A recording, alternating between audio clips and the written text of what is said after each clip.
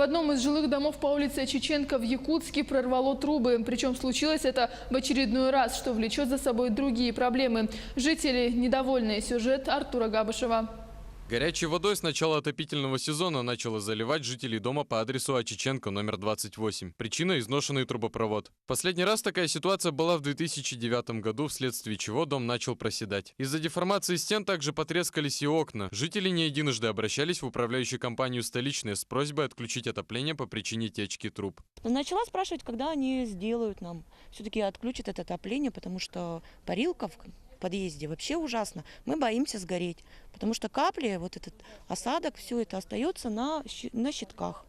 И мы каждую ночь выглядываемся по очереди, смотрим, не сгорели там вообще, не загорелось там чего, не замкнуло. Жители муниципального дома вместо радиаторов вынуждены покупать обогреватели. В квартире Гульнары только 2 радиатора из 3, но оплата идет за все 3. С дополнительным источником тепла она живет уже 2-й год. По идее, должен управляющая компания купить и поставить сюда мне радиатор. Не могу добиться, не могу. И 6 тысяч у меня нету. Я мама-одиночка, у меня годовалый ребенок. Мы живем на обогревателе.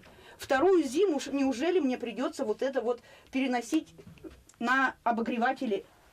Нету радиатора. 2-й год. Вот видите нашу лестницу, которая мне, да, по пояс практически.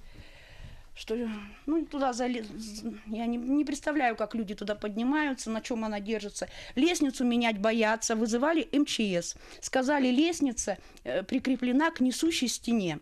Если тронем лестницу, несущая стена может рухнуть. Поэтому ее не трогают, эту лестницу. Соответственно, получается замкнутый круг. Делать ничего нельзя, тронем, дом рухнет. С начала отопительного сезона жильцы обратились в различные службы, в том числе и в управляющую компанию, но безрезультатно. Нам удалось дозвониться до управляющей компании «Столичная». Ну, мы завтра будем производить сварку там, устранять утечку.